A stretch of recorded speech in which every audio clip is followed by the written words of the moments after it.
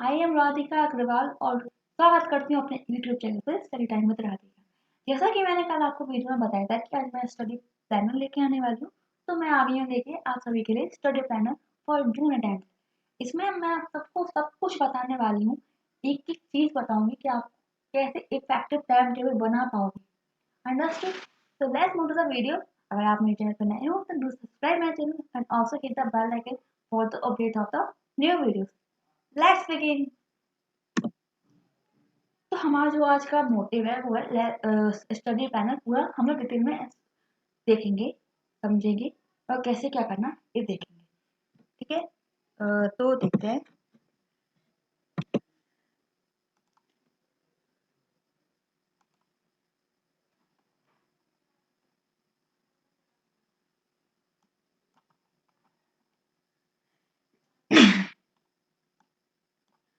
तो I hope आप सभी को मेरी स्क्रीन विजिबल होगी।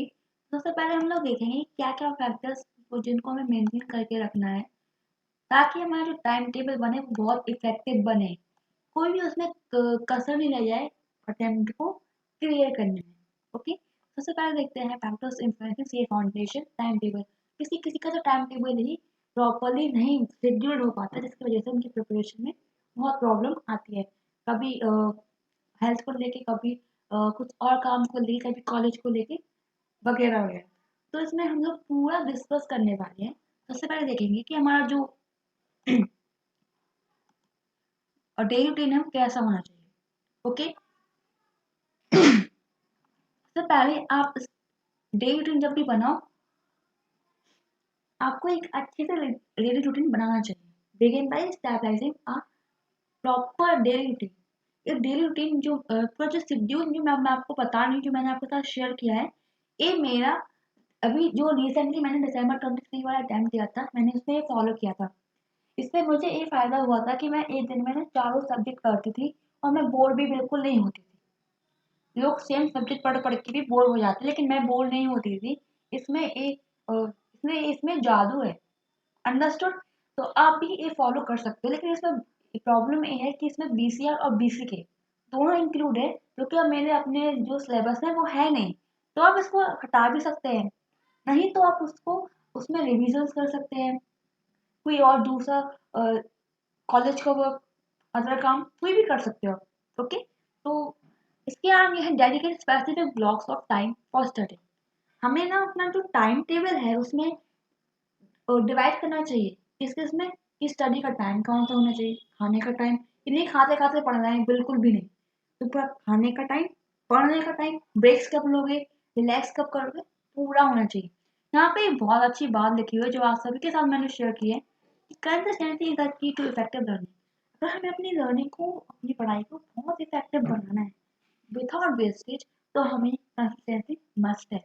हमें कंसिस्टेंट होना पड़ेगा। अगर हम कंसिस्टेंट ही रहेंगे तो काफ़ी दिक्कत होने वाली है, क्योंकि हम सेम सब्जेक्ट को नहीं पढ़ पाएंगे काफ़ी लॉन्ग टाइम तक। क्योंकि सी सब्जेक्ट इज नॉट अ कि एक दिन, 2 दिन, एक 2 हफ्ते, 1-2 महीने पढ़ना है उसके बाद ये कंप्लीट हो जाएगा। ये 5 साल का कोर्स है, जैसा कि आप सभी को पता है। तो ये काफ़ी लंबी जर्नी है और इसको इस पर टिके रहना थोड़ा सा डिफिकल्ट होता है, क्योंकि यहाँ पर लोग कंसिस्टेंट नहीं रह पाते।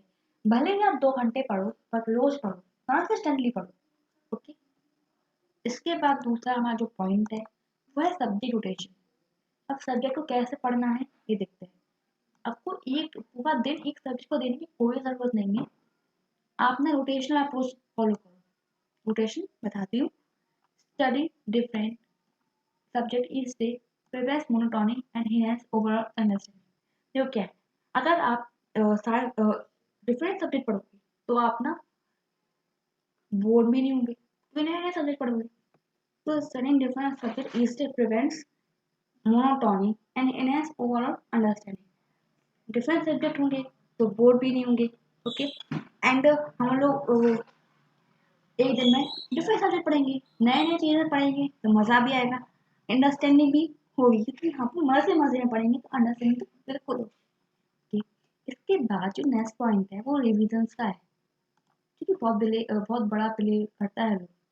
रिविजन शेड्यूल्स कैसे लेना है हमें, तो हमें अपना regular time slot for revision को बनाना है। एक रेगुलर टाइम रोज करना है रिवीजन। ठीक है, कैसा करना है वो आपको देखना है कि आपको चीज़ें याद रहती है लंबे टाइम तक, तो 3-4 दिन का रेगुलर बनाइए, नहीं तो आप रोज़ का भी बना सकते हैं, डेली का बना सकते हैं।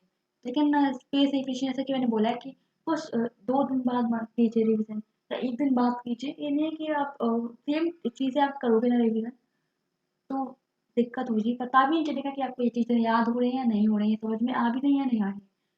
क्योंकि अगर हम आज ही रिवीजन करेंगे और फिर इसे कल रिवीजन रिवाइज करेंगे, जैसे आज मैंने डिप्रिसिएशन पढ़ा, उसको आज ही रिवाइज किया और कल पढ़ने से पहले भी इसको रिवाइज कर लिया, ठीक है। फिर थोड़ा सा नया टॉपिक पढ़ा इसी का, तो मैं उसको भी रिवाइज टोटली वहाँ फिर जितना भी पढ़ लिया है हमने उसको रिवाइज किया, तो हमें पता भी नहीं चलेगा कि हमें ये चीज़ें समझ भी आ रही है या नहीं, क्योंकि हम वो रिवीजन कर रहे हैं, फिर से पढ़ लेते हैं उसे। तो थोड़ा सा स्पेस देखिए, थोड़ा गैप रखिए तो हो जाएगा।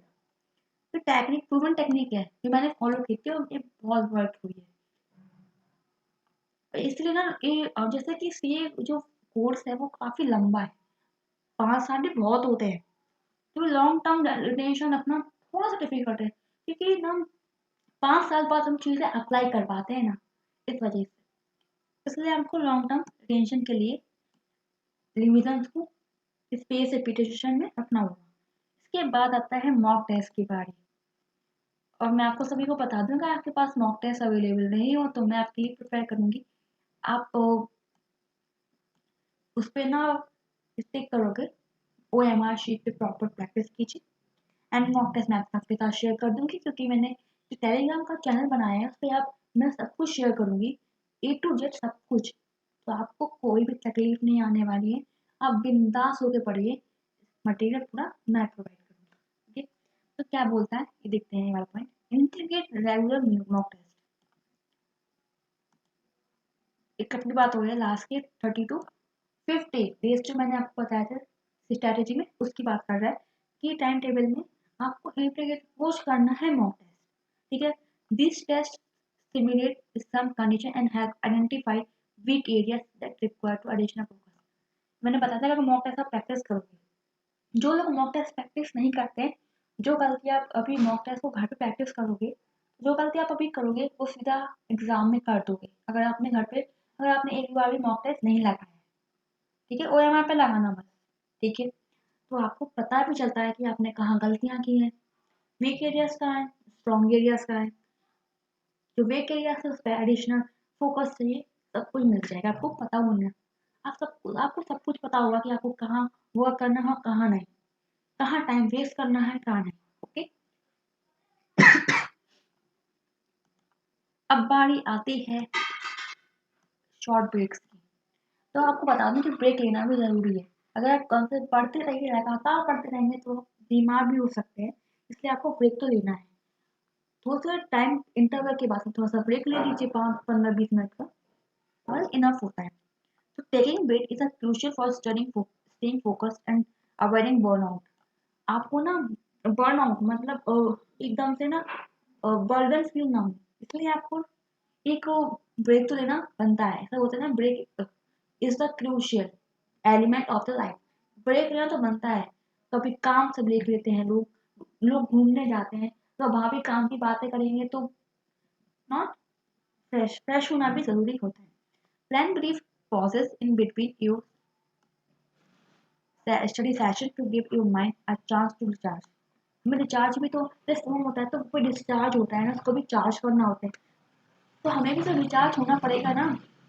हम लोग भी तो एक ह्यूमन बॉडी है जो थकती है, वो टायर्ड फील करती है ना, तो उसको भी चार्ज होने में वक्त लग चाहिए होता है। तो हम उसके हिसाब से अपना प्लान बनाएंगे कि हमें अपना जो टाइम है, जो टाइम टेबल हम बना रहे हैं उसमें स्टडी सेशन के बीच में ब्रेक्स भी रखें, ताकि हम पूरा फुली रिचार्ज फील करें और बिल्कुल बर्नआउट फील बिल्कुल ना करें। और फिर आता है फ्लेक्सिबल हार्स, इनकॉर्पोरेट फ्लेक्सिबिलिटी। अगर हमें फ्लेक्सिबिलिटी लानी है into time table to accommodate unforeseen circumstance और days when you may need extra time or challenging topic। कभी कभार ऐसा भी हो सकता है कि हमें किसी टॉपिक को ज़्यादा टाइम देना है, तो उसमें जो और सब्जेक्ट ने जो टाइम निकाला है तो वो उसका ले सकते हो। ये हम ऐसे हमको टाइम टेबल बनाना है कि हमको फ्लेक्सिबल भी कर सके। Understood.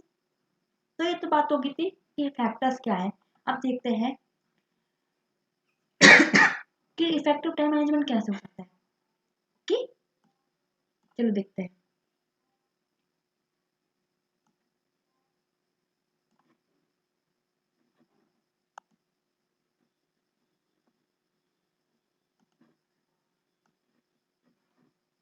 Time for effective time management tips है जो मेरे, तो मैंने अभी स्ट्रैटेजी बताई थी, उसमें भी ये टॉपिक्स ये टिप्स बताई थी।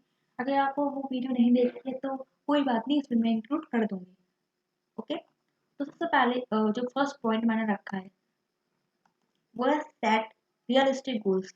इमेजिनरी गोल्स कभी मत बनाइए जो अचीव ही ना हो सके, ऐसा बनाइए जो आप अचीव कर सके। ये नहीं है कि मुझे 100 मार्क्स चाहिए लेकिन आपका कॉन्फिडेंस, आपका जो बेस है पूरा हिला पड़ा है, ऐसा बिल्कुल मत करिए। अगर आपको 100 स्कोर करना है तो आपको पता होना चाहिए कि आप यहाँ पर अच्छे से प्रैक्टिस कर पा रहे हैं या नहीं। अंडरस्टूड।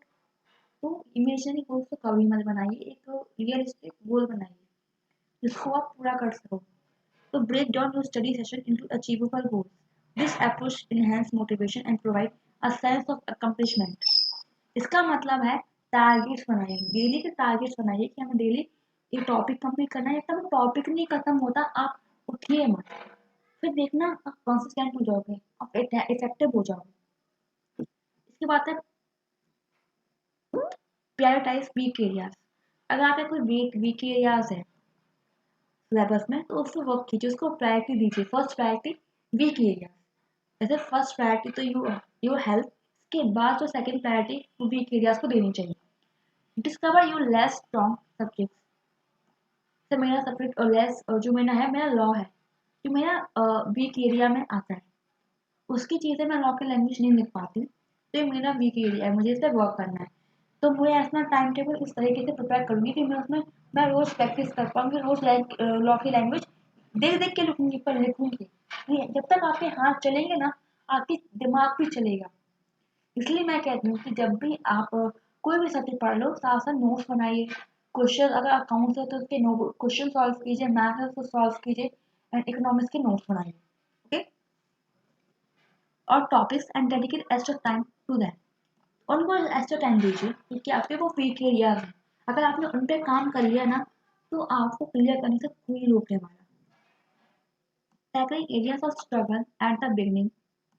स्टार्टिंग में तो थोड़ा सा प्रॉब्लम होगा, after preparation guarantees a well rounded. लेकिन एक लेकिन एक गारंटी मैं आप सभी को दे सकती हूँ कि बहुत अच्छा ये होने वाला है अगर आपने वीक एरिया को खुला। कि आपके जो स्ट्रॉन्ग एरिया है वो तो स्ट्रॉन्ग है ही, उनको भी आप पढ़ रहे हो, लेकिन जो वीक एरिया है उस पर ज़्यादा फोकस करना है। अंडरस्टूड।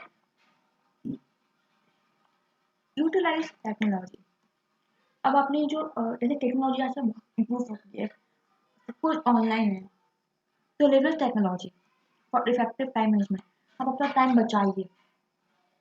अगर हमें कोई चीज़ इसको करने में अगर हम लोग कभी फॉर एग्जाम्पल किसी चीज़ को करने में टाइम लगता है लेकिन अगर वो टेक्नोलॉजी की हेल्प से जल्दी होने वाला है तो हम वो करते हैं ना।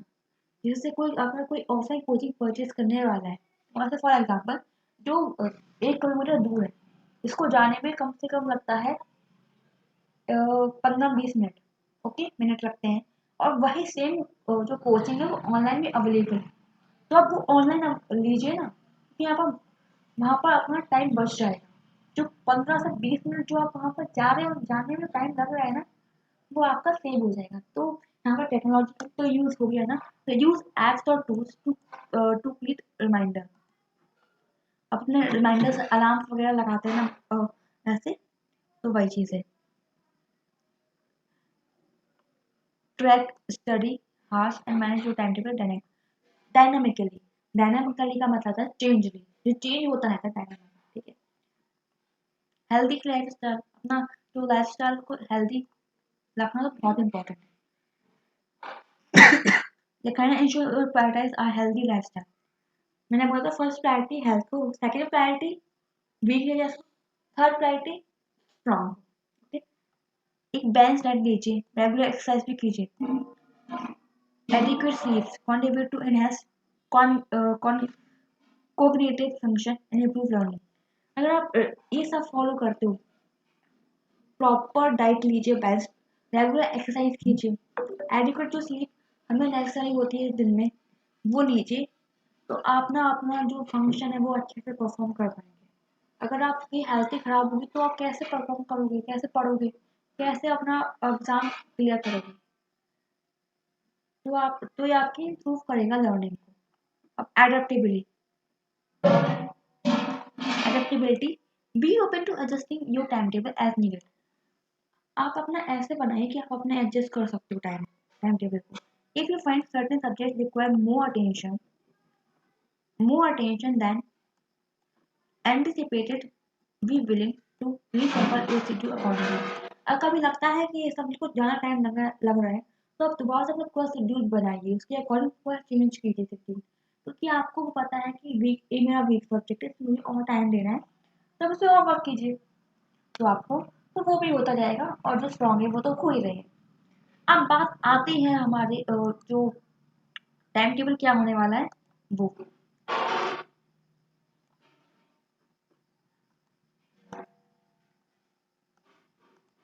Sample time table for CA foundation preparation.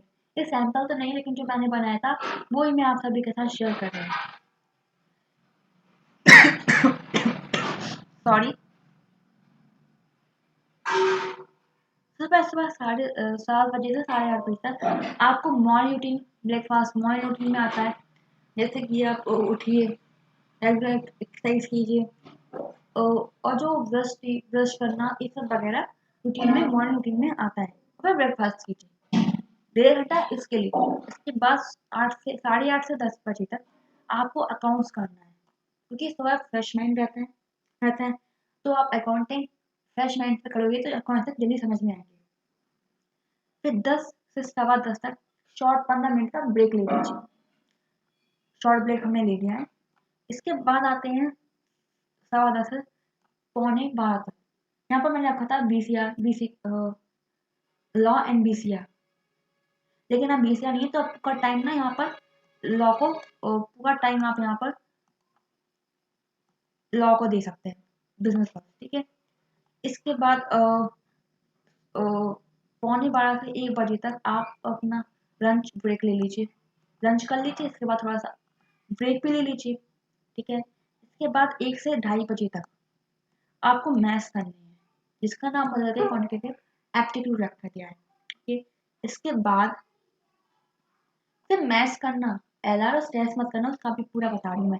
फिर 2:30 से 3 तक ब्रेक ले लीजिए, 15 मिनट का ब्रेक, 15-15 मिनट का ले सकते हैं। अगर आपको लगता है कि थोड़ा ज़्यादा बढ़ाना है तो आप बढ़ा सकते हो, अपने अकॉर्डिंग फ्लेक्सिबल रखिए टाइम टेबल। फिर शॉर्ट ब्रेक ले लीजिएगा। इसके बाद फिर 3:45 से 4:15 तक एलआर और स्टेट्स कीजिए।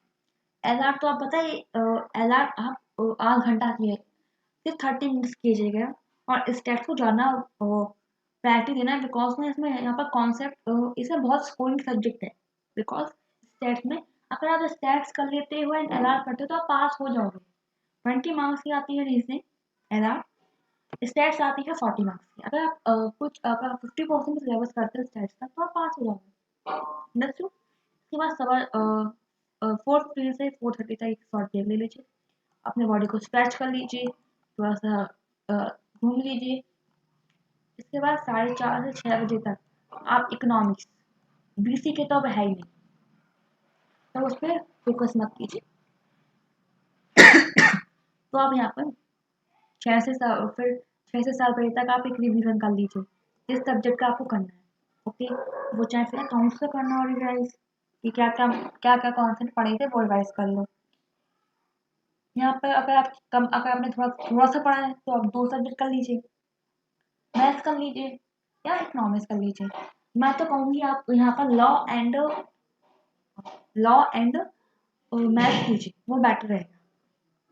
फिर 7 से 8 आपको डिनर करना है एंड ब्रेक ले लीजिएगा।